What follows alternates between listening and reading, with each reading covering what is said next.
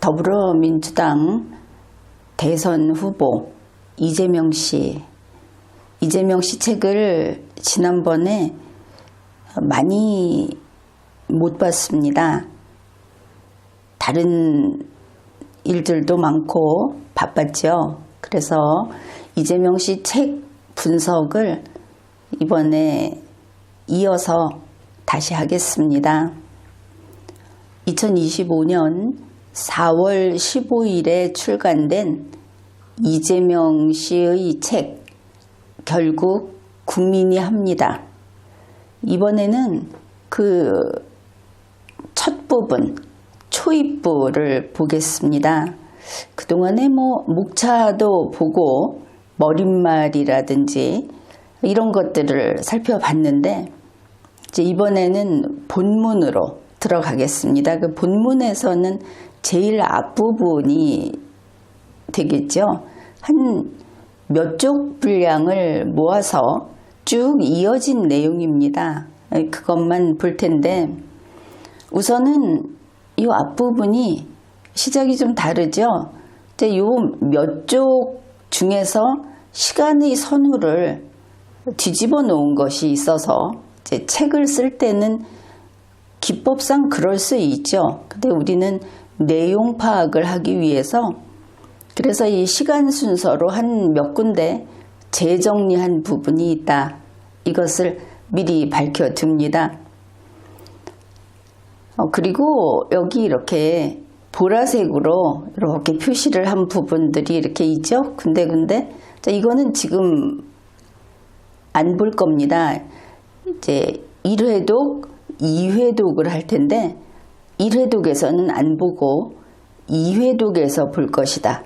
그러니 그냥 읽어가는 대로 따라와 주면 되겠습니다. 제목을 이재명의 김건희라고 오늘 보는 내용에서 이런 제목을 한번 뽑아봤는데 결국 이 제목을 보면 여러분도 아시겠죠?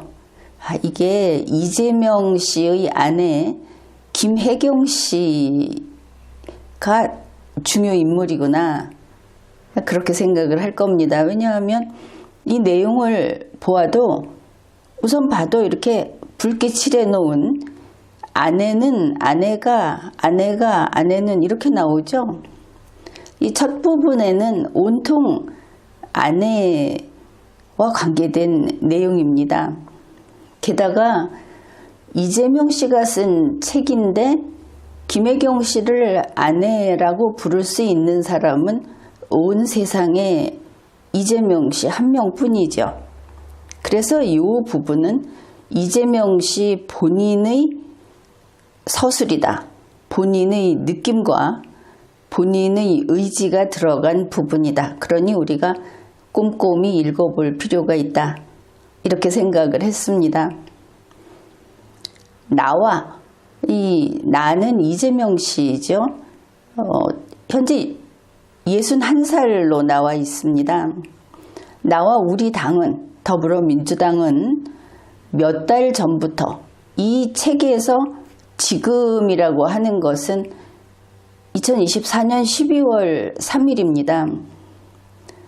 나와 우리 당은 몇 달 전부터 윤석열 대통령이 계엄을 준비하고 있다고 경고해왔다. 이것은 우리가 뉴스로 이미 알고 있는 내용입니다. 예를 들어서 이런 것이죠. 2024년 8월 19일 더불어민주당 최고위원 회의에서 이런 말이 나왔고 2024년 8월 21일 더불어민주당 최고위원 회의에서 또 이런 말이 나왔습니다. 그 이후로도 때때로 계엄령의 우려를 밝혀왔습니다. 그날 이 그날이라고 했으니까 2024년 12월 3일 화요일입니다. 그날 퇴근하고 집에 온 시각은 10시경으로 기억한다. 이 문장이라는 것이 같은 문화를 공유하는 사람들끼리 더 쉽게 통하는 그런 그런 도구다 이렇게 생각할 수 있는 것이 10시경 이러면 이게 오전 10시인지 오후 10시인지 알 수 없죠. 그러나 이것을 무엇이 특정해 줍니까? 퇴근하고 집에 온 야간 근무를 하는 사람도 있을 수 있죠. 그러나 통상 퇴근하고 집에 온이라고 하면 10시경은 밤 10시, 22시경 이렇게 되는 겁니다. 우리가 다른 모든 시사와 관련된 것으로 보자면 이렇게 해석이 여러 가지로 될 수 있죠. 10시경은 오전 10시일 수도 있다. 오후 10시일 수도 있다. 퇴근하고 집에 오는 것이 야간 근무자라면 이게 오전 10시가 될 수 있지 않느냐. 우리가 지난 비상계엄 내란을 겪고 나서 이렇게 우리 한국어가 고생을 하고 있습니다. 이런 식으로 방금 이야기했듯이 밤 10시로 특정이 된다 하는 이것이 상식이고 우리 모두가 아주 편하게 알고 있는 우리 국어입니다. 그런데 이것을 비꼬아서 그렇지 않다고 주장하는 경우를 많이 봤죠. 특히 그냥 국어가 아니고 법률 용어로 넘어가게 되면서 이것은 더 극심한 혼란을 일으켰고 법꾸라지의 문제, 우리가 그 법꾸라지들 때문에 고민하고 있는 겁니다. 평소보다 조금 일찍 일을 마친 날이었다. 이것을 보면 이재명 당시 더불어민주당 대표는 아주 일을 많이 하는 사람이었구나.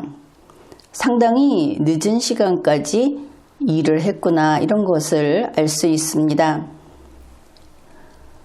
샤워를 하고 안방 침대에 비스듬히 누웠다. 이 부분이 여러분은 안 그랬는지 모르겠지만 나는 참 흥미롭고 우습기도 했고 그렇습니다. 이재명 씨는 61살입니다. 흔히 아저씨라고 하는 경우보다는 좀 더 나이 든 할아버지 이렇게 부르는 사람도 있을 수 있는, 그런데 침대에 비스듬히 누웠다는 것이죠. 나중에 한번 다룰 겁니다. 당 대표 업무가 많다 보니 이렇게 짧게나마 느긋한 휴식을 취하는 순간은 참 소중하다. 이 소중하다라는 것은 귀중하다, 값지다, 간단히 말해서 가격표로 표시했을 때 가격표의 숫자가 단위가 높다, 이런 의미가 됩니다. 자기가 좋아하는, 애착을 느끼는 어떤 상황이 있을 수 있는데 그것을 어떻게 표시할 것인가 하는 것은 그 사람의 정신 상태를 보여주죠. 어떻든 값지다로 표기를 했고 짧게나마 휴식을 취하는 일했기 때문에 밤 10시경 집에 와서 샤워를 하고 침대에 누웠다는 것이 보통 그 시간이면 이제 자야 하는데 이렇게 생각하죠. 아마 아직 자는 게 아닌가 보다, 이것을 알 수 있습니다. 무엇인가 더 하려는구나. 짧게 쉬고 그 다음에 뭐가 있고 그런 것을 보여주기 때문입니다.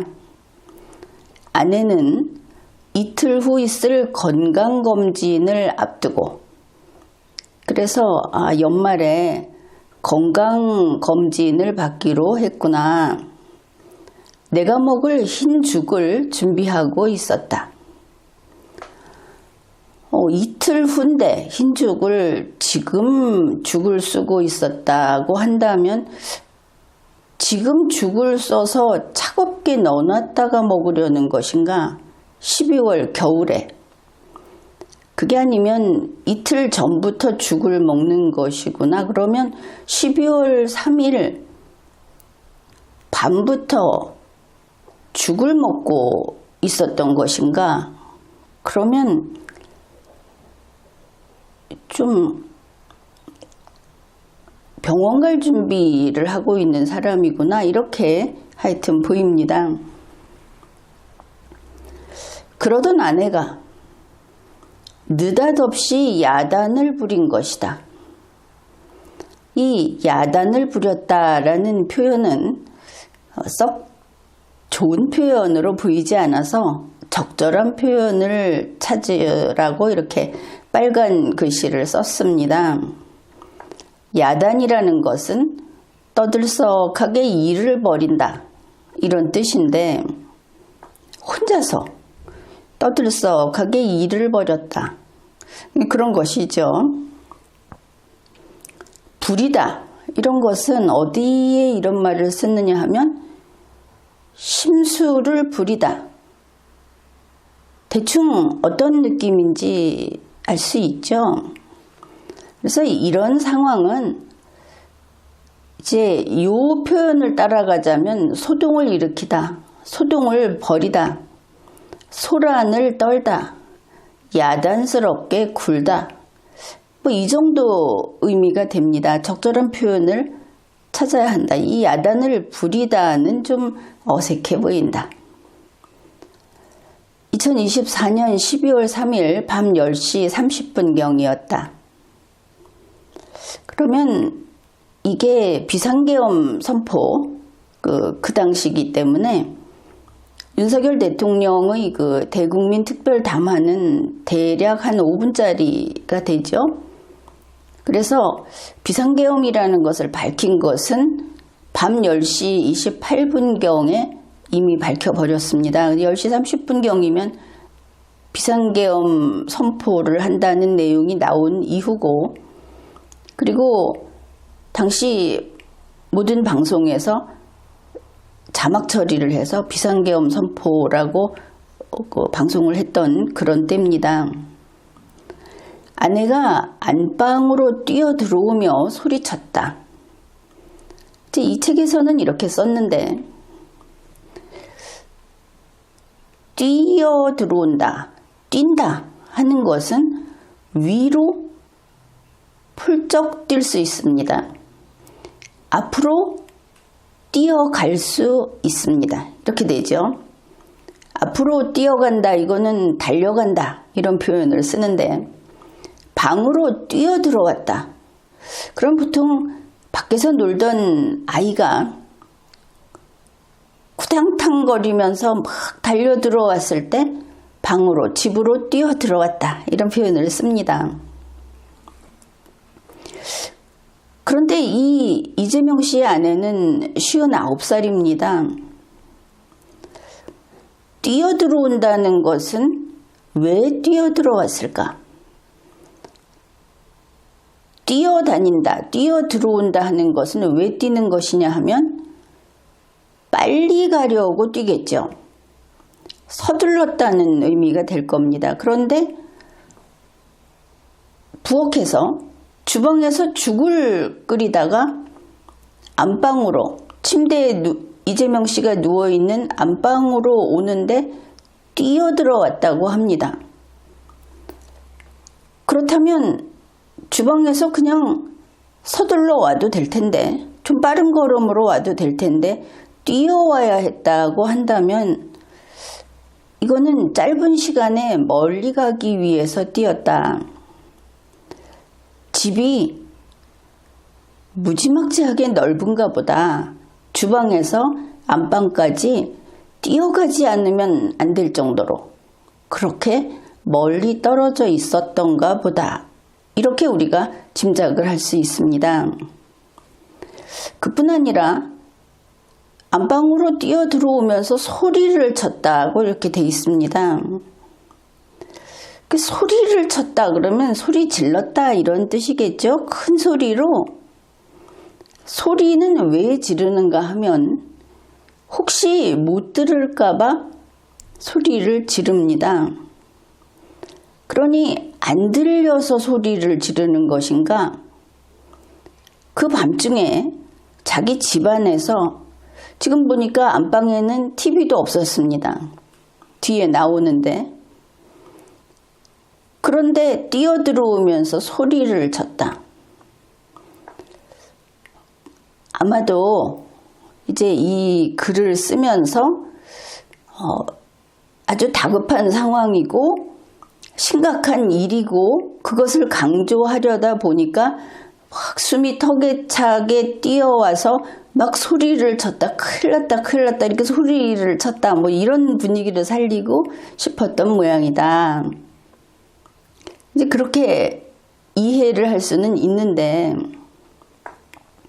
이 아내는 59살이고 이재명 씨는 61살입니다. 그리고 이재명 씨는 이미 우리가 알고 있다시피 대선 후보자인 것이죠. 이 국가적으로 큰일이 났다고 하면 소리를 칠 것이 아니고 심각하게, 진지하게, 오히려 아주 묵직하게 이렇게 말을 해야 하지 않는가, 그런 생각이 듭니다. 진중해야 한다 하는 것이죠. 그 다음에 첫 마디가 이렇게 나옵니다. 이거 봐요. 실제 상황이에요. 굉장히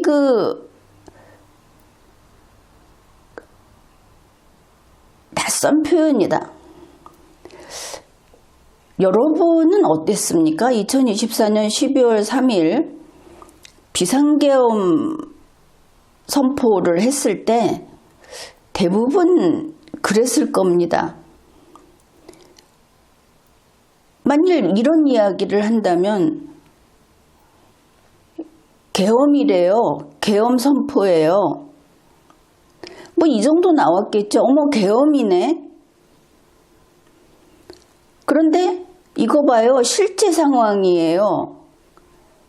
이 실제 상황이라는 좀 낯선 표현이 여기에 대뜸 등장했죠. 이거 봐요. 실제 상황이에요. 이게 어색한 겁니다. 그러니까 이거 드라마 아니고 진짜예요. 아니 그냥 계엄이라는 말 한마디로도 그 상황에 전달할 수 있는 가장 좋은 표현이 되겠죠. 정보가 될 겁니다. 그런데 만일 가족이 됐든 같은 일을 같이 하는 동료가 됐든 만일 지진이 났다 그러면 지진 났어. 지진이래요. 이러면 되지. 이거 봐요. 실제 상황이에요. 이렇게 말을 하겠습니까? 소설적인 요소가 참 많이 보인다. 뭐 그렇게 하면 되겠죠. 그런데 이렇게 하는데 도대체 무슨 일이기에 일어나 싶어 잠시 귀찮은 표정을 지었다. 이렇게 썼습니다. 이재명 씨가. 귀찮다는 것은 뭐 짜증스러운 이런 게 되겠죠. 그래서 짜증스러운 표정을 지었다.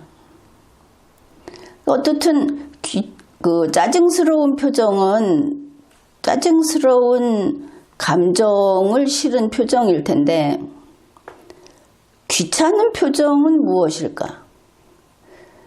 아마도 이거는 그냥 귀찮다는 듯한 그런 표정을 지었다 이렇게 되겠죠.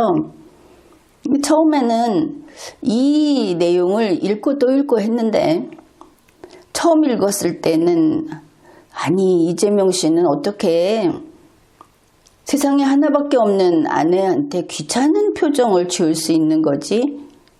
떼쓰는 아이가 뭣도 모르고 그럴 수는 있지만 다 큰 어른이 무슨 일이 있어도 귀찮은 표정이 나올 수 있는 건가? 이제 그 부분도 좀 궁금했는데 뭐 그거는 모르겠습니다. 그런 사람도 있을 수 있다고 하고 넘어가죠. 아내는 자기 휴대폰을 내 눈앞에 내밀며 다시 외쳤다 이랬습니다. 먼저 여기 봅시다. 이재명 씨는 침대에 지금 비스듬히 누워 있습니다. 근데 일어났는지 계속 누워 있는지는 알 수 없죠. 지금 아내의 태도만 쭉 묘사하고 있으니까. 자기 휴대폰을, 아내의 휴대폰을 이재명 씨 눈앞에 내밀었습니다. 그러면 휴대폰이 아내의 팔 길이가 1m를 넘지는 않겠죠. 이재명 씨 눈앞에 휴대폰을 내밀었습니다. 휴대폰이 이재명 씨 눈앞에 있을 때 아내의 팔이 아내의 몸에서 떨어져 나와 있지는 않겠죠. 둘 사이의 거리가 얼마나 가까운지 알 수 있다 하는 뜻입니다. 그런데 외쳤다고 하죠. 외치는 것은 큰 소리 친다, 부르짖는다 이런 뜻인데 손이 이재명 씨 눈앞에 있는데 외쳤다는 것이죠. 소리를 질렀다는 겁니다. 그렇게 가까운데 소리 지를 필요가 있습니까? 오히려 그러면 더 잘 안 들릴 것 같은데. 지금 비상계엄이 선포되고 있어요. 비상계엄이 선포당하고 있어요. 이렇게 정말 이재명 씨는 피동, 스스로가 아니고 뭐뭐 당하다 이런 걸 좋아하는 사람인가 보다. 비상계엄도 선포당하는구나. 비상계엄이 선포되고 있어요. 보통은 윤석열 대통령이 비상계엄을 선포했어요. 그렇죠. 주동이 있는 겁니다. 칼에 찔리는 것보다는 칼로 찌르다라고 표현을 많이 하는데 본인이 뭐 이게 좋다 그러면 괜찮죠. 그런데 이렇게 보면 이거 실제 상황이에요. 뭐 이렇게 하는데 이재명 씨는 좀 흔히 말해서 어떤 그 눈치가 없나? 보통은 아 하면 바로 알아듣고 하면 알아듣고 그렇다고들 생각을 하죠. 특히 사회생활 하는 사람은 그런데 참 못 알아듣는 편이네 싶습니다. 또 물어보지 않습니까? 뭐라고? 그러니까 그렇게 야단을 부리고 휴대폰을 눈앞에 들이대고 고함을 치고 이랬는데 지금까지 그거 다 안 듣고 안 본 것처럼 뭐라고 이렇게 했다는 것이죠.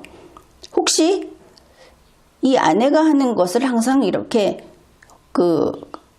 무시하고 무슨 말을 하든 그냥 귀담아 듣지 않고 그러는 사람인가? 아니면 앞에서도 좀 그런 생각을 했는데 혹시 소리를 가까이서도 소리를 질러야 할 만큼 청력에 문제가 있는 것인가?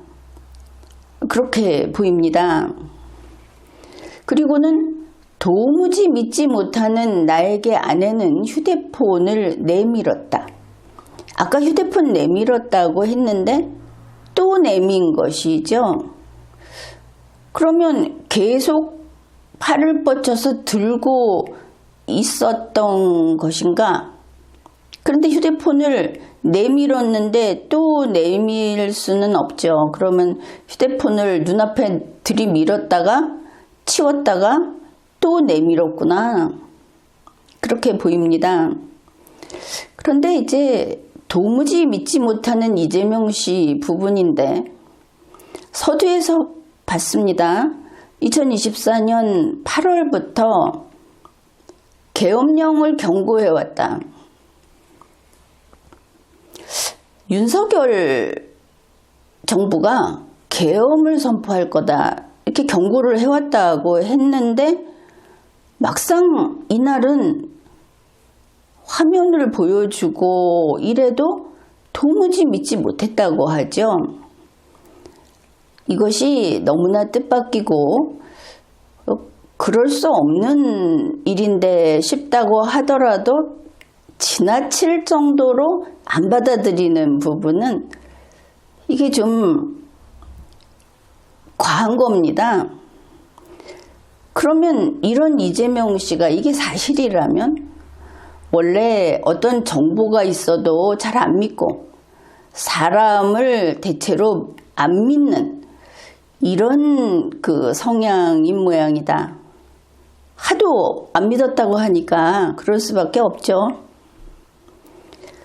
이제 이날 시간대를 보면 KTV에서 2024년 12월 3일 밤 10시 23분에 대통령 긴급 담화를 시작했고, 밤 10시 28분에 이제 비상계엄 선포까지 했다.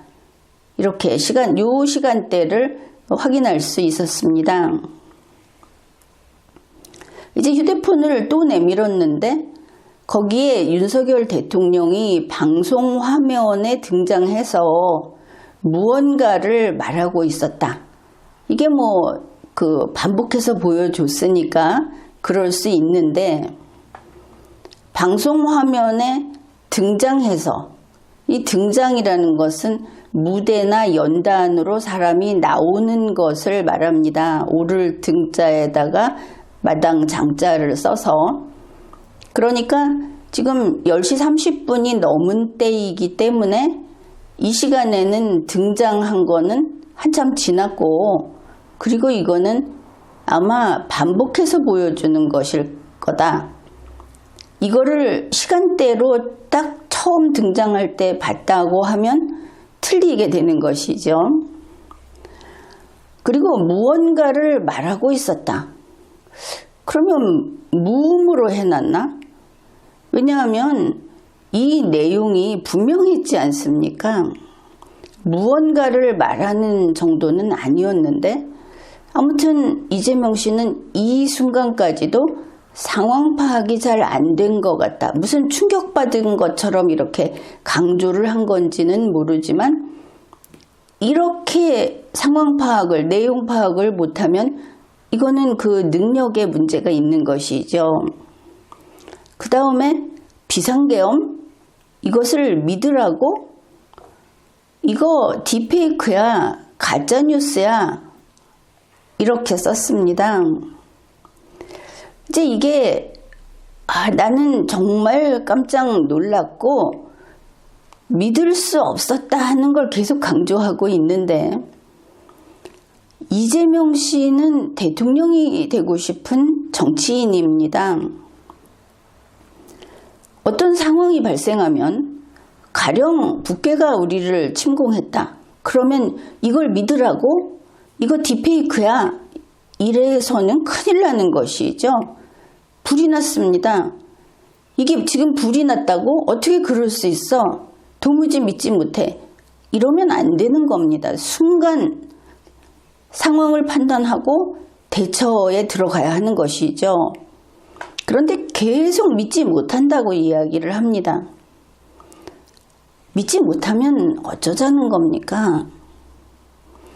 이게 이재명 씨가 마치 드라마나 영화에 나오는 것처럼 이렇게 도저히 받아들일 수 없었어.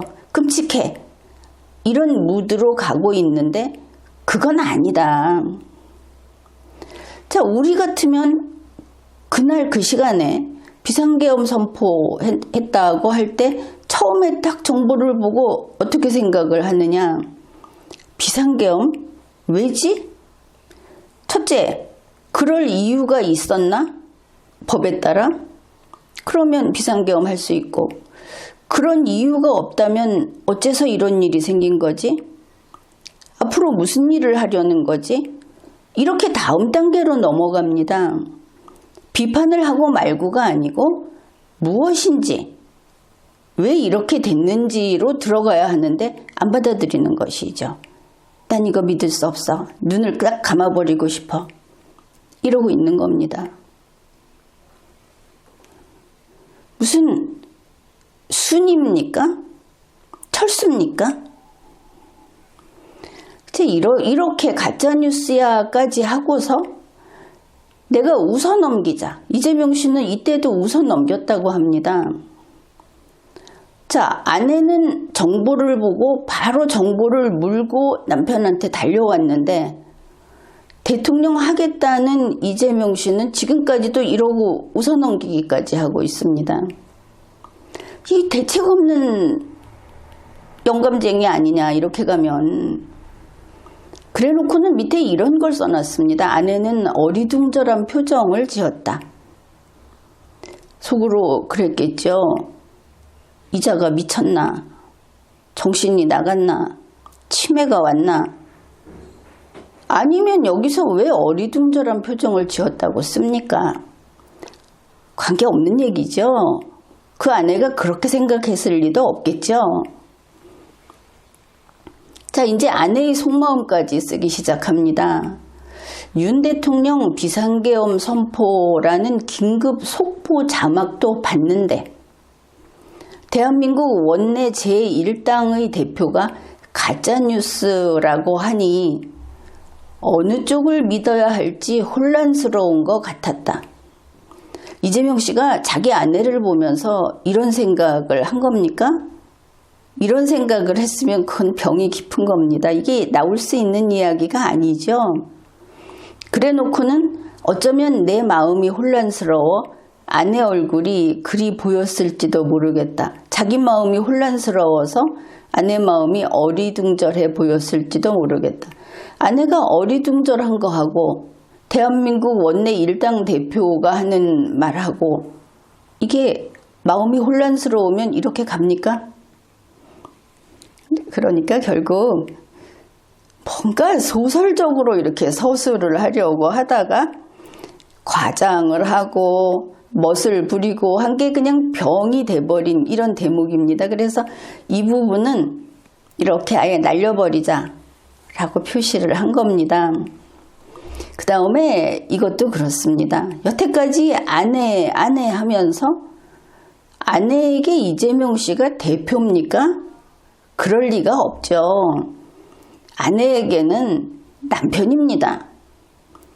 그런데 이 김혜경 씨가 이재명 씨의 말을 이 사람이 아니라고 하면 파트로 매주를 쓴다고 해도 이유가 있겠지 정도로 믿을 수는 있죠.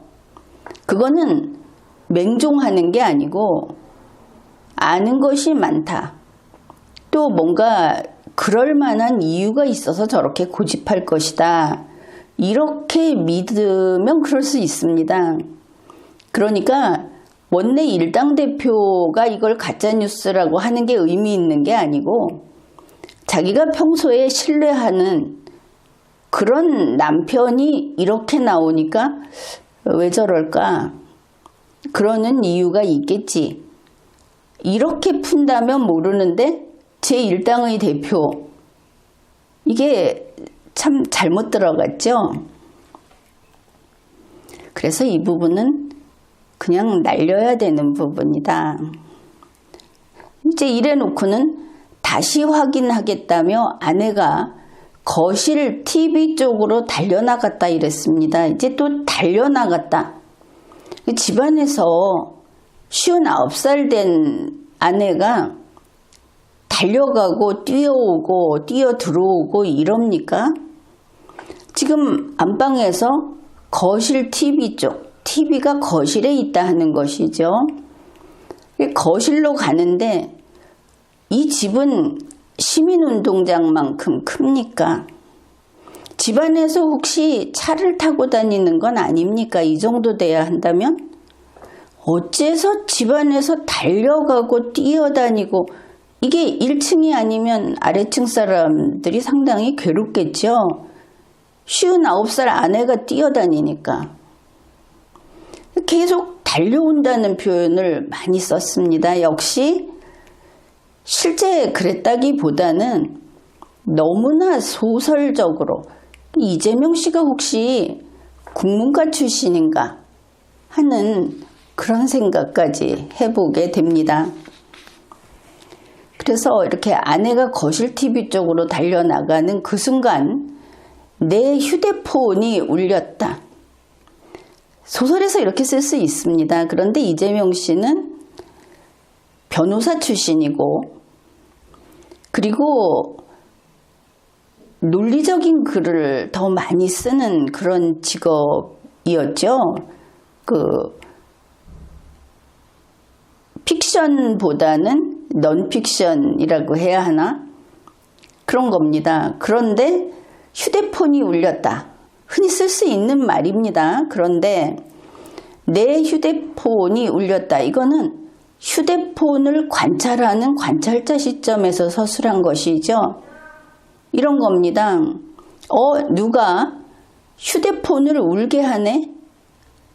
이럴 때 쓸 수 있는 것이고, 여기에서 또다시 피동을 얼마나 좋아하는지 확인할 수 있죠. 정청래 민주당 의원 국회 법제사법위원회 위원장이었다. 대표님 비상계엄입니다. 목소리가 다급했다. 그러니까 정청래 씨가 다급한 게 아니고 목소리가 다급했습니다. 그렇죠? 다급한 건 목소리구나. 보통은 주어가 동사하는데 어떻게 하느냐 이렇게 씁니다. 정청래 씨가 말을 했는데 다급하게 말했다 이렇게 돼야 되는데 목소리가 다급했다 이렇게 간 것이죠. 여러분은 워낙 구어체에서 이런 말을 많이 쓰고 들어왔기 때문에 문제점을 스스로 발견하지 못했을 수 있습니다. 그러나 문장은 이렇게 쓰면 안 되는 것이죠. 특히 대선 후보가 되겠다는 정치인의 문장은 이렇게 애정소설이나 무슨 막장 드라마나 그런 식으로 써서는 안 된다. 언제라도 반듯해야 한다. 이런 것입니다. 그래서 아니 정 의원까지 설마 진짜라고? 이거는 자기 아내가 한 말을 딥페이크 가짜뉴스라고 아내가 그걸 보여줬는데 이제 정청래까지 그 가짜뉴스에 속아서 전화를 한 건가? 설마 진짜라고 할 때도 이게 혹시 진짠가가 아니고 진짜 아닌데 라는 굳은 마음으로 한 것을 다음 문장에서 알 수 있습니다. 이거 가짜뉴스 같은데 정청래 씨가 전화했는데 이렇게 말을 했다는 것이죠. 그러니까 그런데 또 우기고 또 안 믿는 겁니다. 아내한테 그렇게 해놓고 이걸 봤을 때 이재명 씨는 사람을 병적으로 불신하는 그런 사람인가 보다 이렇게 보입니다. 벌써 얼마나 시간을 질질 끌고 있습니까? 불이 났어요 그랬는데 불이 났을 리가 없다 무슨 소리냐 하면서 지금 끄는 거하고 똑같죠. 정 의원은 더 다급하게 말했다. 아닙니다. 진짜입니다. 여기서도 좀 우스운 것이 더 다급하게 말을 했다는데 어떻게 하면 더 다급하게 말을 하는 겁니까? 다급이 아니고 다다급하게 말을 해야 다급한 줄 아는 겁니까? 마치 울어야 아픈 것을 알아준다는 듯이 그러면 이 상황에서 다급하면 되는 겁니까? 다급하다는 것은 매우 급하다 하는 것이죠. 지금 표현에 몇 번 나왔는데 이 사람들의 표현에 어떤 중요한 일을 결정하는 중요한 문제를 해결하는 사람의 모습이 안 나타나 있다는 겁니다. 그런 경험이 없고 그런 모델을 본 적이 없고 무엇이 중요하다 하면 소리를 더 높이면서 소리를 지르면 강조했다. 이렇게 말을 하는 그런 것이 글에 나타나 있는 것이죠. 도대체 방점이 어디 있냐? 지금 비상계엄입니다. 라고 하는 것은 비상계엄입니다. 비상계엄입니다. 이러면 심각한 겁니까? 전혀 정치라든지 국정에 대한 어떤 무게감이라든지 하는 것을 모르는 모습으로 이 글을 써놨다. 그게 너무나 분명하게 드러나 있습니다. 그러니 걱정하는 태도, 책임감을 느끼는 것, 해결책을 모색을 한다든지 하는 이런 것이 주고받는 대화에 함축적으로 들어가야만 하는데, 이 정도 되는 정치인들이라면 그게 아니고 악을 쓰고 소리를 지르면 그게 강조점을 찍은 거라고 하는 서술 방식이 보인다. 그런 것이죠. 극적인 장면을 연출하려고 하다가 본질은 언급조차 안 한 그런 글이다. 이것이 이재명 씨와 이재명 씨 주위에 있는 사람들의 그 정신적인 환경일지도 모르겠습니다. 그 다음에 민주당 최고위원들과 주요 당직자 22명이 모여있는 텔레그램 단톡방을 열었다. 10시 29분 지금 국회로 모여야 합니다. 이제 이런 문자로 돼 있겠죠. 천준호 민주당 의원이 남긴 메시지였다. 그런데 여기에 대해서 설명을 달아놨습니다. 윤석열 대통령이 TV에 등장해 비상계엄을 선포하기 시작한 시간이 10시 28분이니 1분 후 올라온 내용이었다. 12월 3일 밤 10시 30분 이후에 들어가서 이 단톡방에 있는 글을 봤는데, 요게 28분에서 1분 후에 올라온 내용이다. 그때부터 선포를 했으니까 이렇게 설명을 썼는데, 이 시점에 이 말은 나올 수가 없는 겁니다. 일단 대국민 특별담화문이 시작은 밤 10시 23분, 10시 28분이면 끝날 무렵이었습니다. 그런데 이재명 씨의 아내가 이재명 씨에게 와서 휴대폰을 보여주면서 알려준 때가 이미 밤 10시 30분경이었죠. 그런데 밤 10시 30분경에 이재명 씨는 아내를 못 믿어 했습니다. 가짜뉴스다. 정청래 의원의 전화도 거기에 대해서도 믿을 수 없다 라고 해서, 그래서 지금 텔레그램 단톡방에 들어와서 확인을 하고 있는 겁니다. 그러니까 10시 29분의 게시물은 이미 한참 전에 올려놓은 게시물이 맞죠? 그런데 이걸 보고 마치 자기가 10시 28분에 그 현장을 본 것처럼 쓴 겁니다. 이 순간에 10시 28분 윤석열 대통령이 등장하는 장면을 봤다고 써놓은 것이죠.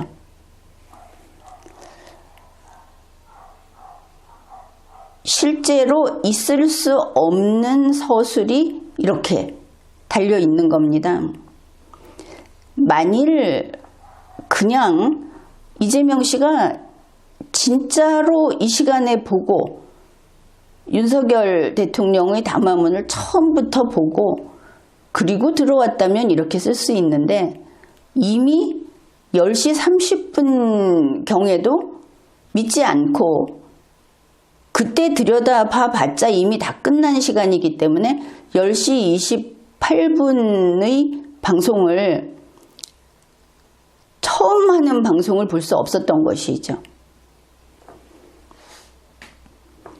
그 다음에 이제 또 다른 게시물을 봅니다. 10시 33분에 김윤덕 민주당 사무총장이 올린 글인데, 비상상황입니다 이렇게 올렸다는 것이죠. 그걸 보니까 이거는 이재명 씨는 10시 33분 이후에 지금 이 글을 보고 있는 것이죠. 이제 이렇게 봤답니다. 단톡방에서. 그리고는 바로 생각을 바꿉니다. 그리고 깨달았다. 실제 상황이었다. 갑자기 납득하는 것이죠. 믿습니다 이러는 겁니다. 자기 아내가 그렇게 절절하게 눈앞에 휴대폰을 들이밀면서 보여줬을 때는 무시해버리더니 정청래 의원이 그렇게 다급하게 또 더 다급하게 이야기했을 때도 무시해버리더니 텔레그램 단톡방을 보고는 아 그랬구나 이랬다는 것이죠. 자, 이 장면에서 좀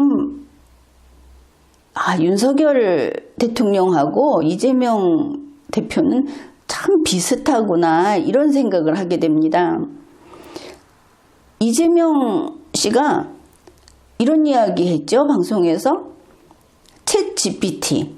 이 챗 GPT는 글을 쓰는 AI, 글을 쓰는 인공지능이라고 하면 될 텐데 이거를 자기는 직원보다 더 믿고 더 쓴다. 더 많이 쓴다. 이런 말을 했습니다.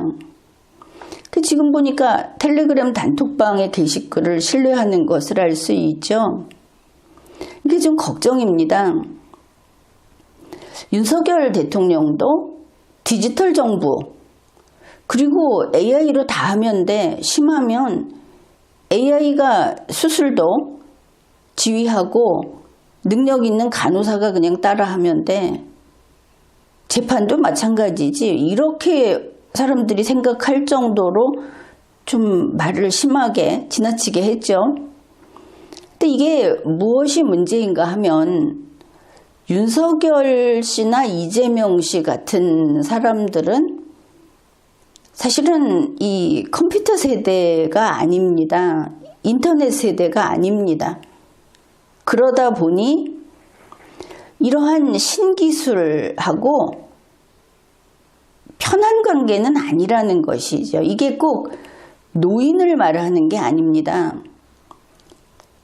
이 인터넷이라든지 인공지능이라든지 하는 것은 이거를 빨리 받아들인 사람들이 있고 그렇지 않은 경우가 있는데 우리 지금 기성 정치인들은 대부분 거리가 상당히 멀지요. 그런데 더 문제가 뭐냐 하면 이렇게 신기술과 편안한 관계가 아닌 그래서 지금 서둘러서 좀 노력을 해서 잘 사용을 하든 말든 상관없이 이 사람들이 신기술을 편애하는 경향이 있습니다. 맹신하거나 맹종하는 이런 문제가 있다는 것이죠. 이거는 그냥 참고로 이야기를 해둡니다. 윤이나 이나 같은 그리고 이게 사람을 대상으로 다수의 전 국민을 대상으로 하는 대한민국 정치 특히 대통령인 공무원의 경우에 이런 기술이 들어오게 되면 사람들의 문제를 잘못 판단할 수 있다. 이제 그런 뜻에서 이야기를 한 겁니다. 올 것이 왔구나. 실제 상황임을 인지하고 맨 처음 든 생각이었다. 설마가 현실이 되었다. 이렇게 썼습니다. 그러면 이렇게 봅시다. 이재명 씨하고 더불어민주당은 윤석열 대통령이 비상계엄을 그때는 그냥 계엄령이죠. 계엄령을 선포할 것 같다. 계속 이렇게 경고를 하고 우려하고 그랬다고 했죠. 그런데 올 것이 왔구나라고 했을 때 우리가 두 가지로 풀이를 해 볼 수 있습니다. 하나는 아이고 큰일이네. 올 것이 왔구나. 이건 걱정하는 것이고 야 드디어 올 것이 왔구나. 이거는 이제 이거 그러면은 탄핵이네. 우리가 이제 여당이 될 수 있겠네. 두 가지가 다 가능하죠. 그런데 드디어 쪽도 가능하다 싶은 게 뭐냐 하면 그날 밤 본회의장에서 이재명 씨가 보여준 방송 카메라에 잡힌 파한대소 그렇게나 활짝 흔히 입꼬리가 귀에 걸렸다 고 할 정도의 그 모습이 다시 기억이 생생해서 이거 드디어일 수도 있어. 이런 생각을 해보는 겁니다. 이거를 드디어 올 것이 왔구나로 본다면 이 뒤에 설마가 현실이 되었다의 이 설마는 혹시나가 현실이 되었다로 바꿀 수도 있겠죠. 기회구나 하면서. 문장은 이렇게 서로 연결되어 있는 겁니다. 그 다음에 나도 모를 외마디가 절로 나왔다. 그래서 외마디보다는 외마디 소리 이렇게 되겠죠. 근데 외마디는 무섭거나 놀랄 때 지르는 한마디 소리. 그러니까 악, 깍 이런 건데 사람에 따라서는 엄마야 이럴 수도 있고 주여 이럴 수도 있겠죠. 외마디. 그렇습니다. 그 외마디 소리가 뭐냐 하면 미쳤네랍니다. 그 젊은 사람들이 미쳤다 이 소리를 참 많이 쓰는데 그게 이제 영어권에서 crazy 이러면서 멋지다 이럴 때도 crazy를 쓰죠. 그런데 우리는 다릅니다. 미쳤네 이걸 보면 근래 홍장원 국정원 제1차장이 미친 X라고 한 게 우리 기억에 생생합니다. 그 미쳤네를 외마디라고 한다면 바로 홍장원의 미친 X 이 외마디로 겹쳐지죠. 혹시 이거를 카피한 것인가? 그런 생각도 합니다. 외마디는 다른 말로 바꾸면 비명이 됩니다. 그러면 이재명이 비명하면 되겠습니까? 제명이 비명하면 안 되겠죠? 이거는 농담입니다.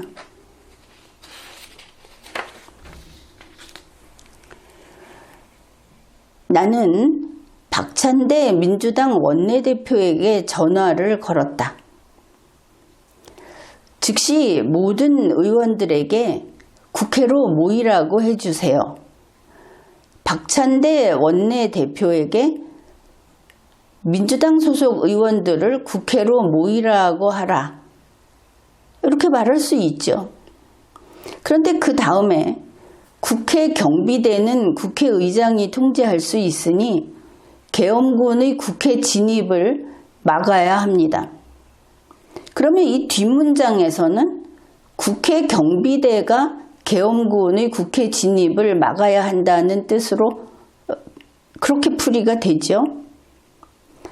그랬을 때 앞문장과 뒷문장이 연결이 안 됩니다. 그러면 박찬대 원내대표 보고 의원들을 국회로 모이라고 하면서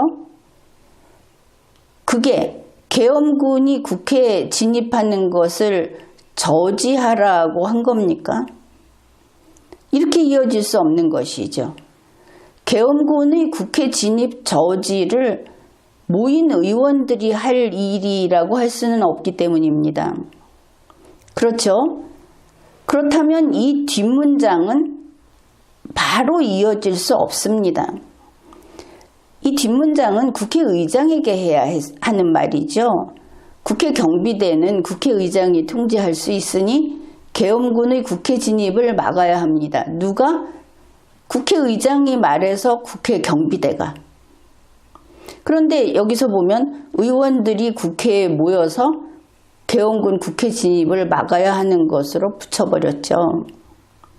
그래서 이 문장은 맥락이 이어지지 않는다. 그렇다면 이때 민주당 원내대표에게 전화를 한 것과 별도로 국회의장에게 전화를 한 것인가? 그 부분을 제대로 밝혀서 썼어야 하는 겁니다. 전화를 끊고 텔레그램 방에 이렇게 남겼다. 국회로. 긴박했다. 3글자만 급히 남겨야 할 정도로 10시 39분이었다. 이랬습니다. 일단 국회로 긴박했다. 세 글자만 여기에서 급히 남길 필요는 없죠. 급히는 이제 이렇게 삭제하는 것으로. 왜냐하면 이거는 중복이고 긴박과 급히가 중복이고 이게 들어감으로써 맛이 떨어지기 때문에 그 다음에 세 글자만 남겨야 할 정도로 뭐 했을 정도로 이렇게 정리를 해주면 더 좋았을 것이고 이때 긴박했다 그랬는데 무엇이 긴박한 것일까? 이때의 상황이 긴박한 것인가? 이 메모를 쓰는데 시간에 제약이 걸려 있었던 것인가? 시간에 제약이 걸린 것이라면 세 글자만 써야 되는데 네 글자 쓰면 안 되는 것이었나? 이게 긴박한 것과는 관계가 없죠. 그래서 국회로 긴박했다라고 하는 것은 상황이 긴박했다는데 이 세 글자만 써야 되는 글자를 쓰기에 또 쫓겼다 하는 식으로 쓴 것은 너무 작게 묘사를 한 거다. 왜 이런 일이 생겼는가를 보면은 아마도 이런 일이 있었던 것을 나중에 보면서 국회로 세 글자만 썼으니까 아 정말 긴박했네. 다섯 글자 쓸 수도 없었던 거야. 이런 더빙을 할 때 이미 있는 글을 보고 이렇게 보충을 해놓은 것 같은 그런 느낌이 여기서 느껴집니다. 여기까지 시간을 보면 밤 10시 반에 아내가 뛰어 들어와서 이러고 저러고 하고 정청래 의원과 의원의 전화를 받아서 주고받고 통화를 하고 그리고 텔레그램 단톡방에 가서 쓰여있는 메시지들을 읽고 박찬대 의원에게 전화를 걸어서 전화통화를 하고 그리고 텔레그램 메시지 세 글자를 쓰고 났더니 밤 10시 39분이었다. 여기까지의 일들이 9분 만에 일어났다고 하고 있습니다. 그 다음에 이제 국회로 가야 한다. 느낌표. 계엄을 해제시키려면 반드시 살아서 국회로 가야 했다. 그러면 누가 죽이기라도 하겠다고 했는가? 이렇게 보이죠. 살아서 생명의 위협을 느끼고 있음을 알 수 있습니다. 그런데 이제 여기서는 느닷없이 이 표현이 나왔다 싶은데 뒤에 보면 아 혹시 계엄군이 와서 나를 잡아가려고 지금 포위하고 있는 것일까라는 것이 뒤에 나옵니다. 바로 이 프린트 6쪽의 내용이 나오고 나서 이게 나와야 하는 것이죠. 선후가 바뀌었다. 그런 겁니다. 나는 아내가 챙겨준 양말과 옷을 급하게 입으면서 다시 박찬대 원내대표에게 전화로 지시했다. 그런데 이게 참 구시대적입니다. 61살 이재명 씨는 59살 김혜경 씨가 양말도 챙겨주고 옷도 챙겨주고 이걸 자연스럽다고 쓰는 것은 나는 좀 놀랍습니다. 지금은 남자는 남자가 알아서 자기 옷이며 이런 자기의 취향이 있고 이걸 아내가 양말을 챙겨줘야 된다. 아무리 급해도 자기 스스로 챙기는 것보다 남이 챙겨주면 시간이 더 걸립니다. 여러분이 챙겨주면 빠를 것 같다고 생각하겠지만 그건 그렇지 않은 것이죠. 그런데 어째서 이런 참 옛날스러운 이런 표현을 넣었을까? 도대체 누가 이러한 글을 만일 대신 썼다면 어느 노인이 이걸 쓴 것인가? 그냥 좀 시대에 맞지 않는 대목이어서 그런 생각을 했습니다. 그리고 장군은, 대통령은, 그리고 이 자유민주주의 국가의 국민은 자기 일은 자기가 처리합니다. 그런데 이런 상황에 옷을 이렇게 양말과 옷을 급하게 신고 입으면 안 됩니다. 이러면 춘향전에 나오는 말 거꾸로 타고 가는 일이 생기는 겁니다. 자기 자신은 침착하게 그리고 안정적으로 차근차근 일을 처리해야 하는 것이죠. 이 허둥지둥하는 모습을 넣어놨는데 그래서는 큰 정치인이 될 수 없는 것이죠. 이재명 씨 본인은 이렇지 않을 수도 있습니다. 책에서 뭣도 모르는 사람들이 이렇게 써놨을 뿐일 수도 있죠. 모든 전화를 또 해가지고 모든 민주당 의원들이 국회로 신속히 모이되 앞에서 이야기하지 않았습니까? 시간도 없다고 그러는데 즉시 모든 의원들에게 국회로 모이라고 해주세요라고 했다는데 같은 내용이죠. 이번에 왜 전화했느냐? 신속히 모이되 잡히면 안 되니까 조심해서 모이게 하세요. 애들입니까? 이런 상황에서 이 말을 하려고 다시 전화했답니다. 참 아줌마 감성이죠. 보통 안 하는 말입니다. 이런 것은 넘어지지 않게 발걸음 한 걸음 한 걸음 조심해서 오세요 하려고 전화를 또 한 겁니다. 3글자밖에 쓸 시간이 없었다면서. 그리고 여기에 보면 몹시 떨고 있는 게 보이죠. 우리가 20세기 우리나라의 국회의원들을 보면 무장계엄군 앞에서도 당당했던 것을 알 수 있습니다. 게다가 12월 3일 밤에 이때 벌써 잡아간다는 걸 알고 있었던가? 나중에 정보가 여기에 들어가서 이렇게 쓴 건가? 이런 의문도 생깁니다.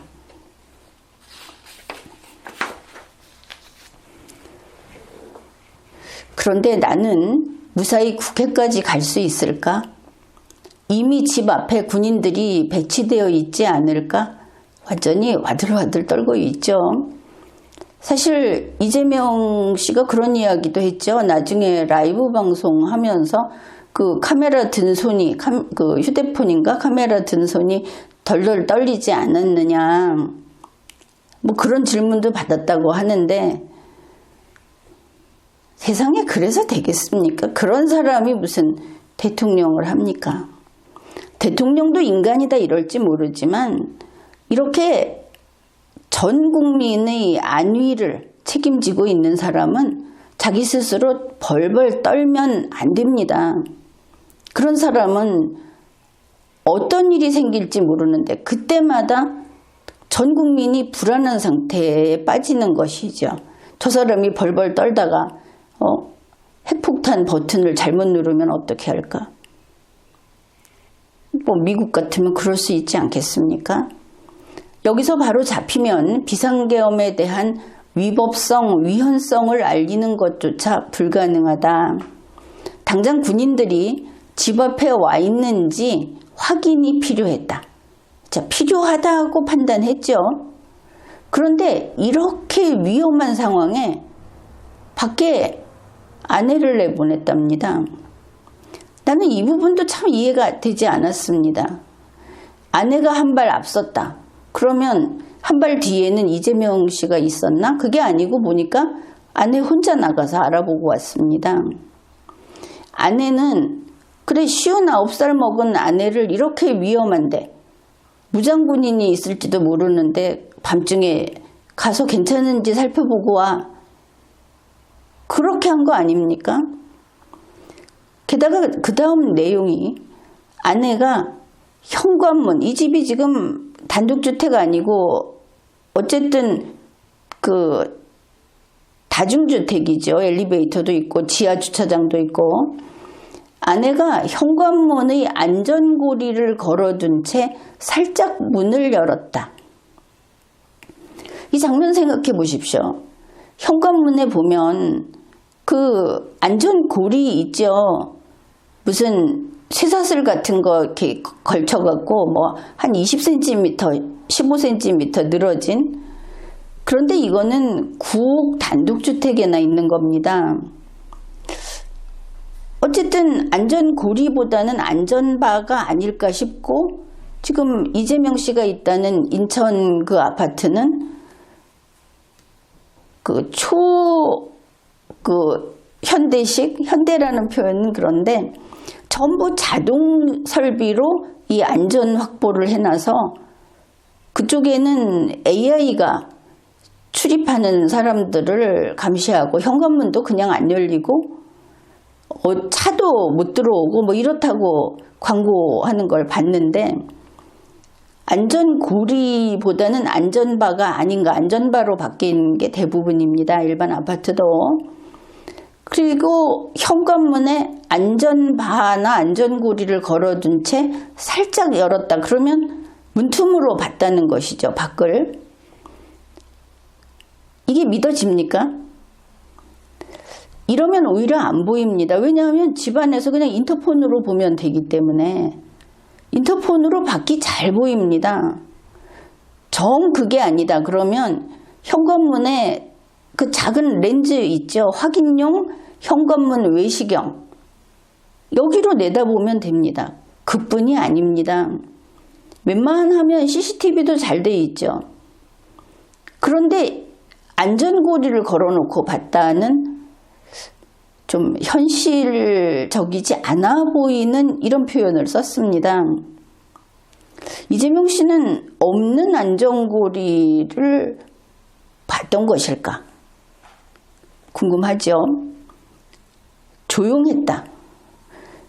아내가 앞장서서 아내가 문을 살짝 열었는데 조용했다. 밖에 아무도 없었다, 그런 뜻이죠. 그 다음에 밖으로 나가 엘리베이터 옆 방화문까지 확인한 아내는 이렇게 무섭다고 떨고 있는데 엘리베이터까지 여자 혼자 살피러 갔다, 그걸 알 수 있습니다. 혹시 이재명 씨 아내가 무술 유단자입니까? 아내는 그제야 안심하고 나에게 이상이 없다고 일러주었다. 그래서 61살 이재명 씨는 59살 아내가 밖에 무장군인이 있는지, 만약에 무장군인이 총을 겨누고 있으면 아내가 대신 잡혀갔겠죠. 이렇게 보고 와서 이상 없다 해서 마음이 놓였습니까? 그뿐 아니라 엘리베이터 옆 방화문까지 나가서 확인하고 안심하면 안 됩니다. 엘리베이터 안에 숨어 있을 수 있지 않습니까? 비상계단 확인했습니까? 그리고 무엇보다 가장 위험한 것이 주차장이겠죠. 글을 쓰는 사람이 이렇게 상식이 없이 소설글을 써버린 것처럼 보입니다. 자기가 겪은 것을 자기가 썼을 때 글이 이렇게 나오지 않는다. 사실 이재명 씨가 뻥을 잘 치는지 모르겠지만 이렇게 쓰는 것은 좀 본인이 쓰지 않았을 것 같다, 대필처럼 보인다, 이런 생각을 합니다. 당장 국회로 가야 했다. 자, 앞에서도 국회로 간다 했죠. 국회로 가야 한다, 당장 국회로 가야 했다, 이러니까 이범선 씨의 오발탄이 생각이 납니다. 가자, 가자, 가자, 이러는. 긴급통화와 유튜브 방송을 할 생각이었던 나는 운전을 할 수 없었다. 이재명 씨가 운전을 해야 되는데 유튜브 생방송을 할 생각이어서 이재명 씨는 운전을 할 수 없다, 이런 것이죠. 자, 이 상황에서 운전자가 없지 않습니까? 그런데 이재명 씨가 운전 안 하면 국회 못 가죠. 근데 국회 못 가도 유튜브 방송, 생방송은 무조건 해야 한다고 한 것을 알 수 있습니다. 그럼 국회 가는 게 중요합니까? 유튜브 방송하는 게 중요합니까? 본인은 유튜브 생방송하는 거를 더 중요하게 여기고 있죠. 그런데 당장 국회에 가야 한다.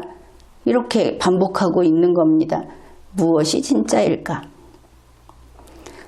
자기가 운전을 할 수 없는데 수행비서가 오려면 30분 이상 걸릴 것 같다고 했다. 그러면 수행비서하고도 전화통화 했겠죠? 아니면 원래 그렇게 떨어져 있든지. 그래서 이재명 씨 부부 가까이에는 아무도 없이 단 둘만 있었구나. 이 내용상 그렇게 보입니다. 그래서 난감했다 이랬죠. 근데 이재명 씨가 운전을 할 수 없었다 이러니까 궁금한 점이 있습니다. 이재명 씨 운전면허가 박탈이 됐는지 안 됐는지 궁금한 것이죠. 왜냐하면 2021년 10월에 그러니까 문재인 대통령 때죠. 국회 법사위 국정감사에서 이런 내용이 나왔기 때문입니다.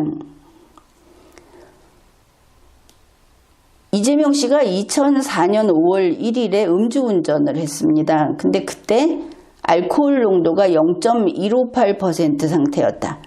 이게 면허 박탈 수준이라고 합니다. 그런데 이게 이제 적발이 됐고 2004년 7월 28일에 150만 원 벌금형을 받았다고 하는 2021년 뉴스인 것이죠. 그래서 운전면허가 박탈이 됐나 안 됐나. 운전면허가 없다면 나는 운전을 할 수 없었다가 앞에 이유하고 상관없이 운전을 못하는 것이고 즉 그런 경우의 수가 하나 더 생기죠. 그래서 이렇게 난감해하니까 아내가 말했다. 내가 운전할게요. 기사님 올 때까지 기다리면 너무 늦어요. 가요 지금. 그러니까 이제 기사님은 이제 수행비서가 운전기사구나. 그런데 운전기사가 30분 걸리는 곳에 있구나. 이런 거 알 수 있죠. 아내는 입고 있던 원피스에 롱패딩만 걸치고 앞장섰다. 주차장으로 내려가는 동안 추웠는지 어땠는지 기억나지 않는다. 이게 이제 보통 소설에서는 상황 설명으로 들어가는데 정치인 이재명이 도대체 왜 이런 것을 쓰고 있을까? 이런 게 이 서술의 우선순위에 왜 들었을까? 마치 여자가 쓴 것 같기도 하고 소설가가 쓴 것 같기도 하고 즉 그런 대목이 하나 더 나옵니다. 다만 그날의 공기는 사람을 옹송거리게 했다. 이거는 뭐 관용어죠. 관용어구입니다. 소설에 보면 걸핏하면 나오는 문장이 이런 것인데 그 사람을 옹송거리게 하다. 이 옹송거리다라는 게 참 피곤한 표현입니다. 옹송거리는 것은 춥거나 겁먹어서 몸을 궁상맞게 몹시 옹그리다. 우리가 많이 쓰는 표현으로는 움츠리다. 움츠린다는 게 뭐냐? 몸을 오그려서 그러니까 접어서 최대한 작아지게 하다. 이런 뜻입니다. 그러니까 그날의 공기는 이렇게 몸을 움츠리게 했다. 그랬는데 추웠는지 어땠는지 모른다고 하지 않습니까? 그럼 추워서가 아니고 무서워서 그렇다. 이렇게 되겠죠. 그리고 추웠는지가 나왔기 때문에 이 공기라는 것은 그야말로 온도를 이야기하는 것이 됩니다. 그냥 12월이니까 겨울밤에 찬 공기 이 정도 되겠죠. 날선 긴장감이 뒷목을 엄습했다. 이 표현도 보기에는 아주 기름 바른 문장같이 보이지만 뭔 쓸데없는 소리냐 이렇게 나는 봅니다. 날카로운 긴장감이 뒷목을 엄습했다. 그냥 긴장해서 뒷목이 뻣뻣했다 이 정도 되겠죠. 언제 군인들이 덮칠지도 알 수 없었다. 덮친다는 것은 들이닥친다 이런 뜻이고, 아내가 시동을 걸었다. 우리는 인천 계양집을 출발해 여의도 국회로 향했다. 10시 40분경이었다. 조급한 마음에 아내가 속도를 올렸다. 정말 장면이 눈에 보일 듯이 이렇게 서술이 돼 있는데, 그러면 시간대를 한번 봅시다.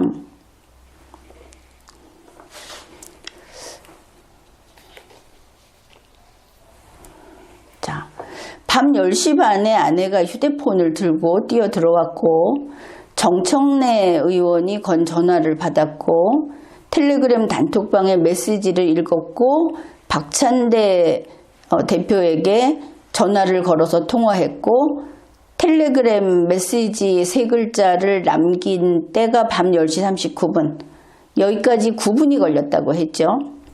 그 다음에 옷 입고 양말 신고 박찬대 대표에게 다시 전화를 하고, 아내가 나가서 엘리베이터까지 가서 계엄군이 있는지 없는지 확인하고, 수행 비서가 오려면 30분이 걸린다는 것 때문에 어떻게 할 건지 난감한 상태에서 고민하고, 그리고 아내하고 같이 주차장으로 내려가고, 아내가 시동을 걸고 국회로 향할 때가 밤 10시 40분입니다.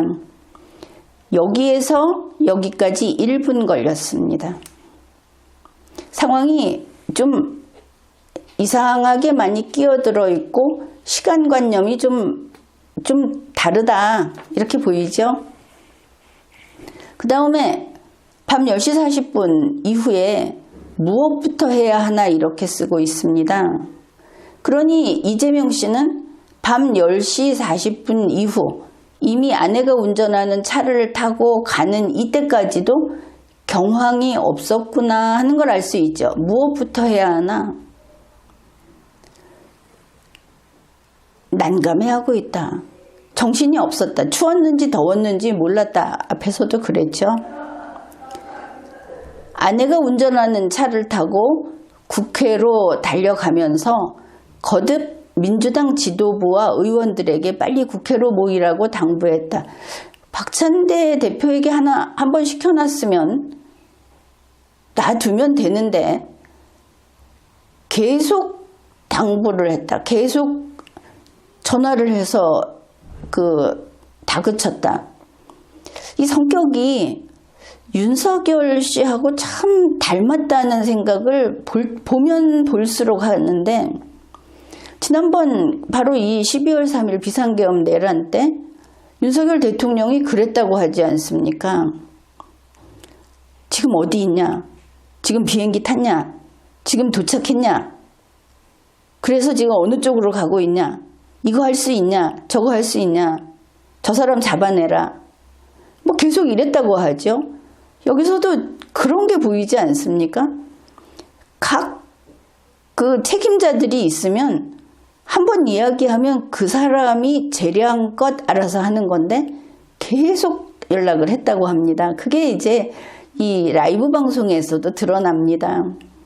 이재명 씨가 국회에 도착한 것은 밤 11시경이라고 뉴스에서는 그렇게 보도하고 있습니다. 그리고 이 상황을 최대한 빨리 많은 시민에게 알려야 했다. 이걸 보면은 이제 그 라이브 방송에서 그 이야기들을 합니다. 라이브 방송을 보면은 이재명 씨 이날 밤 그 생방송 이걸 보면 아마 한 14분 정도를 한 것 같습니다.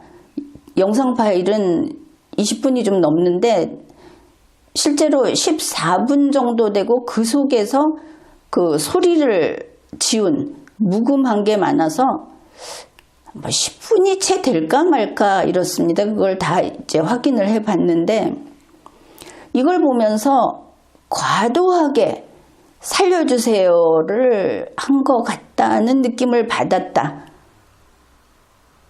뭐 그렇게 느꼈습니다. 내용이 국회의원이 체포될 수 있습니다. 우리 힘만으로는 부족합니다. 국민 여러분 국회로 와주십시오. 국민 여러분 국회를 지켜주십시오. 국민이 나서주십시오. 이런 이야기를 같은 이야기를 반복해서 계속하고 있었기 때문에 도대체 위기감 이상의 뭐가 없었다. 그렇게 느낀 겁니다. 라이브 방송에서. 그렇기는 하지만 이 유튜브 생방송 내용이 지금 이 책 내용보다는 선후관계가 더 자연스럽고 또 여기에서 본인의 의사를 밝히는 그 논리가 책보다는 더 낫더라. 그렇게 평가를 합니다. 그 다음에 영향력 있는 유튜버들이 떠올랐다. 딴지일보 김어준 총수에게 전화를 걸었다. 이렇게 돼 있는데 이 부분도 걱정이 되죠. 윤석열 대통령이 극우 유튜버에 의존했다는 이야기 많이 나오죠. 이걸 보면 이 시급한 상황에 이재명 씨도 극좌 유튜버에 의존하고 있구나. 바로 이때 공중파 방송국이 계속 방송 중이었는데 더 전파가 잘 되는 이런 것이 아니고 김어준을 찾았다는 것이죠. 그러면 이재명 씨도 윤석열 씨와 같은 길로 같은 식으로 잘못된 길로 갈 수 있다. 이 사람의 시각으로 우리 정치를 흔들 수 있다. 이런 생각을 하게 되는 겁니다. 자, 지금까지 본 내용을 한번 정리를 해보면 이렇습니다. 2024년 12월 3일 밤의 이야기죠. 지금까지 본 게. 그런데 이재명 대표와 더불어민주당은 이미 몇 달 전부터 최소한 2024년 8월경부터 계속 경고를 했다. 윤석열 대통령이 계엄을 준비하고 있다. 이렇게 된 거죠. 그래서 12월 3일 밤 10시에 이재명 씨가 집에 도착을 하고 이렇게 침대에 비스듬히 누워 있었다.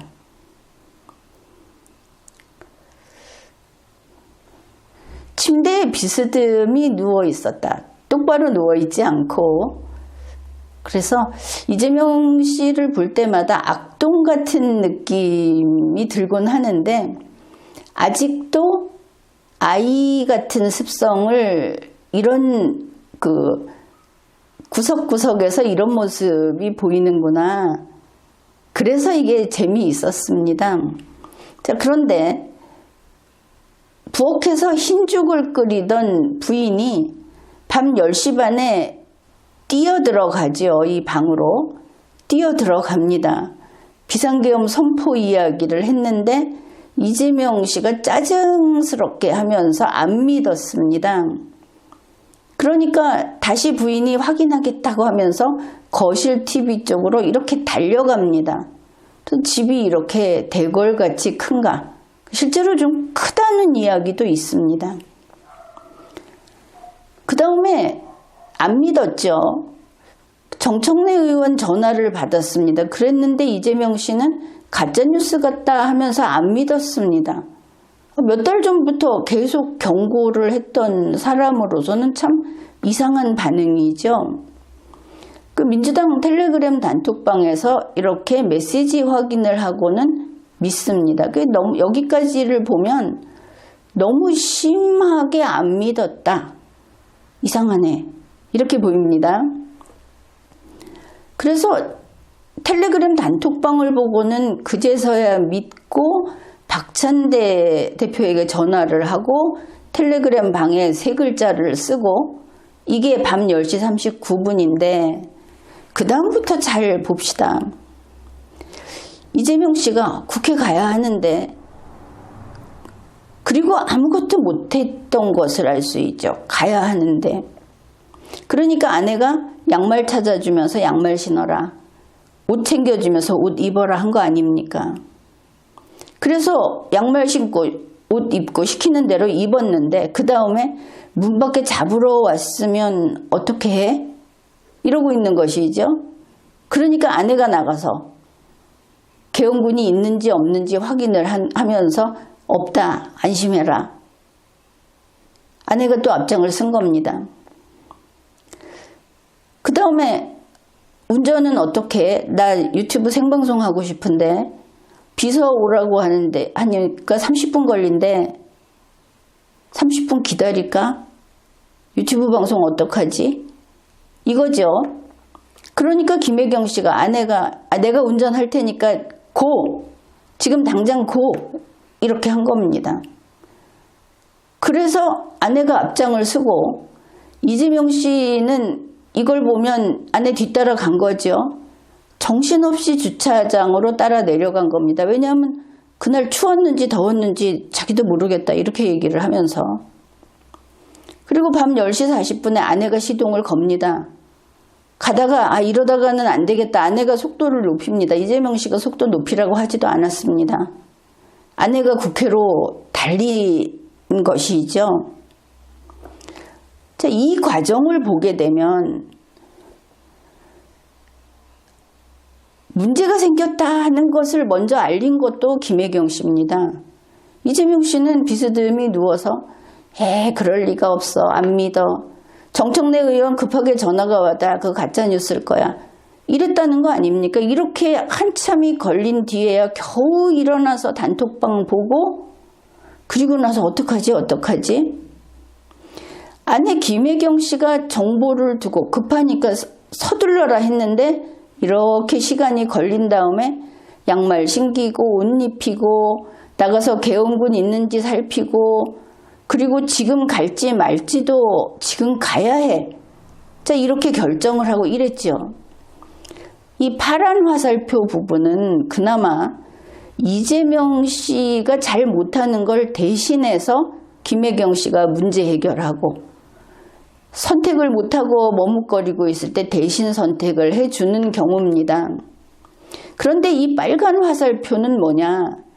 이재명의 의사도 필요 없이 김혜경 씨가 앞장서서 방향을 정하면서 이재명 씨를 데리고 가죠. 그랬는데 어떻습니까? 이렇게 해서 이미 10시 40분이 넘어서 국회로 달리는데 그때 국회로 달려가는 아내, 그 아내가 운전하는 차에 앉아서 이재명 씨 그때 한 말이 뭡니까? 이제부터 뭐 해야 하지? 방금 전에 봤죠? 이러고 있다는 겁니다. 그렇다면 이 책 내용을 앞에서부터 다시 봐야 하겠죠. 그래서 이제 이회독으로 들어갑니다.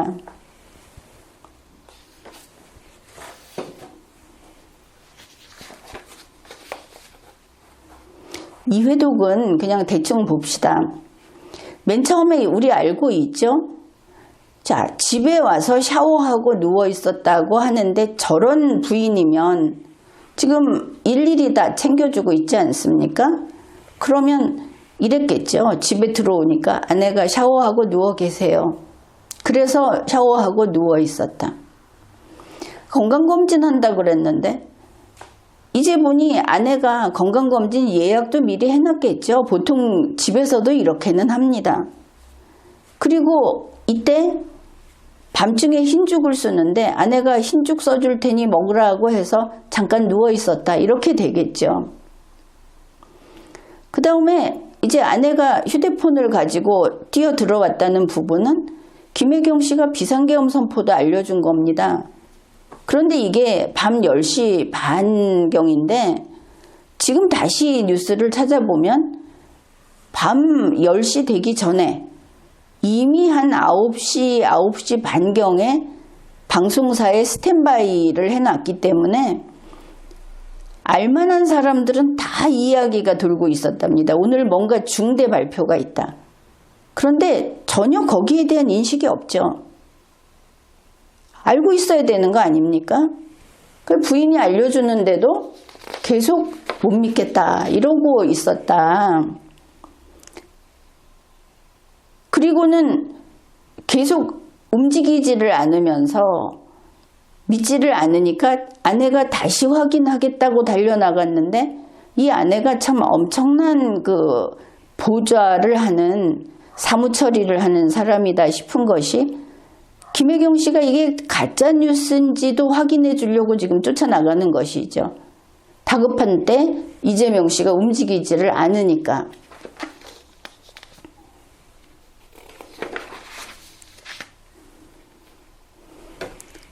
그리고 정청래 의원의 말도 안 듣고 이러니까 텔레그램 단톡방을 열었다고 하는데 그러면 모든 걸 다 챙겨주는 것으로 봤을 때 김혜경 씨가 아이 그러면 텔레그램 단톡방을 확인해 보라. 이래서 단톡방을 열었을 수 있겠다. 그렇게 보이는 겁니다. 그 다음에 박찬대 원내대표에게 전화한 것도 아내가 박찬대 원내대표에게 전화해서 의원들을 국회로 모이게 하라고 했다. 그래서 했다가 되겠죠. 그뿐 아니라 아내가 이 전화 끝나니까 텔레그램 방에 문자로 알려라. 그래서 텔레그램 방에 국회로 이렇게 남겼을 수 있겠다. 그 다음에 이제 여기도 그렇습니다. 갑자기 계엄군이 왔는지 살펴보기도 전에 반드시 살아서 국회로 가야 했다. 이렇게 돼 있는데 김혜경 씨가 전부 챙기고 있죠. 이렇게 봤을 때 아내가 당신이 죽으면 안 된다. 살아서 국회로 가야 한다고 이야기를 했을 것 같다. 그래서 이런 글이 나온 거지. 그러면서 아내가 양말과 옷을 챙겨줬다. 아내가 박찬대에게 전화해서 의원들 모일 때 잡히지 않게 주의시키라고 했다. 두 번째 전화해서 잡히면 안 되니까 조심해서 모이게 하세요. 이거는 이재명 목소리보다 김혜경 목소리가 들리지 않습니까? 이제 우리가 이렇게 추정을 할 수 있는 겁니다. 그 다음에 집 앞에 누가 와 있는지 확인이 필요하니까 김혜경 씨가 문 앞에 계엄군이 왔는지 정탐에 나섰고 나가서 확인한 다음에 이제 안심하고 가도 된다. 이렇게 이야기를 한 것이다. 그 다음에 아내가 유튜브 방송을 하라고 했다. 유튜브 방송을 할 생각이었다는 부분. 아내는 비서를 불러서 운전시키라고 했다. 그래서 운전할 비서를 불렀지만 30분 이상 걸린다고 했다. 그래서 이 글이 나온 거를 이러면 더 이해하기 쉽죠. 그랬는데 난감했다가 이재명 씨가 30분을 기다릴까? 내가 운전을 할까? 그럼 내가 유튜브 방송 못하는데 어떻게 이러니까 아내가 지금 가야 해 라고 하면서 내가 운전할게 라고 했다. 아내가 앞장섰다. 그리고 주차장으로 내려가는 동안 추웠는지 어땠는지 기억이 나지 않는다. 그날 공기는 내가 몸을 웅크리게 됐고 뒷목이 뻣뻣해졌다. 이런 내용이 나오니까 이재명 씨는 그때 경황이 없었다. 정신이 없었다. 이걸 알 수 있고 위기감에 바짝 긴장해 있었다. 그런데 그 틈에 아내가 김혜경 씨가 자동차 시동 걸고 국회로 달리면서 속도 올리고 그걸 다 했다. 이런 것이죠.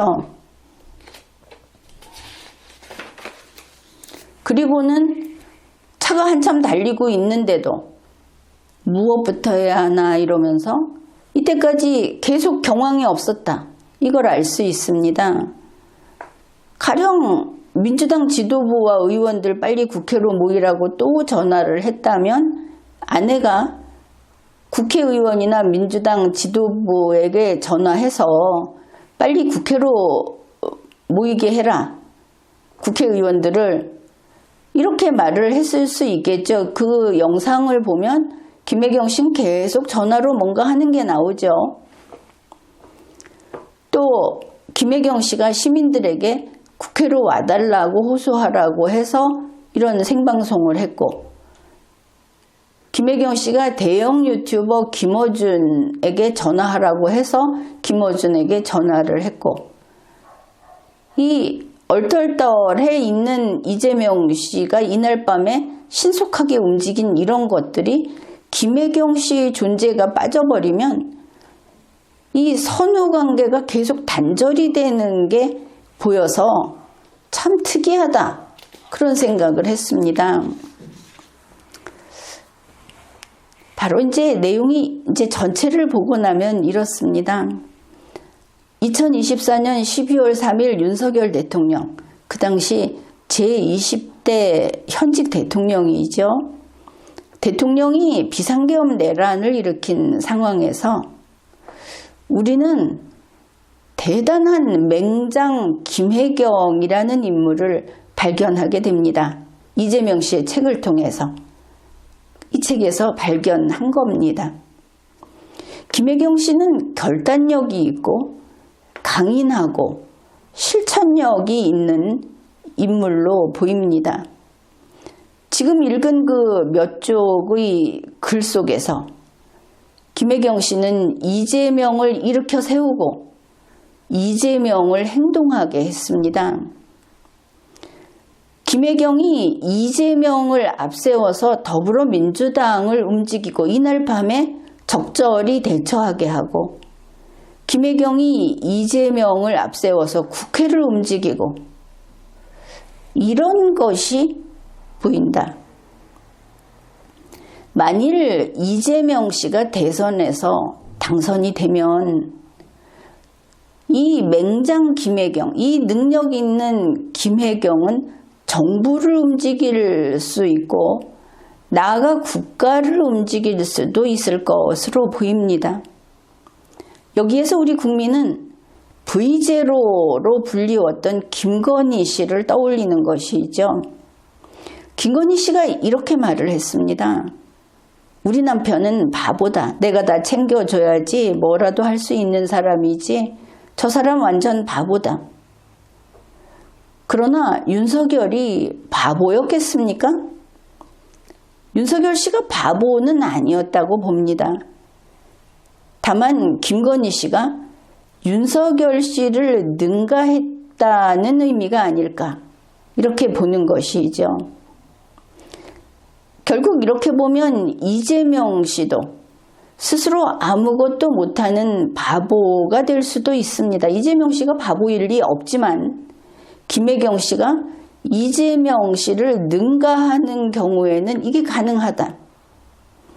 그렇지 않아도 김혜경 씨는 경기도 법인카드 사건으로 형사 피고인 신분입니다. 그런데 얼마 전 뉴스에서 헌법 소원까지 들고 나와서 참 과도하게 잘 싸우고 있다, 그런 생각을 했습니다. 몸소 법꾸라지 짓을 하고 있다는 것이죠. 2025년 5월 12일에 바로 이 김혜경 피고인의 항소심 판결이 나왔는데 유죄로서 벌금 150만 원 형에 처한다 하는 판결이 나왔습니다. 이러면 대한민국은 김건희 씨보다 능력치가 높은 제21대의 새로운 V제로를 또다시 맞이하게 될 것인가? 윤석열을 겪은 국민이 이재명을 우려하고 김건희를 겪은 국민이 김혜경을 우려하는 것이죠. 지금까지 리걸마인드 연구소였습니다.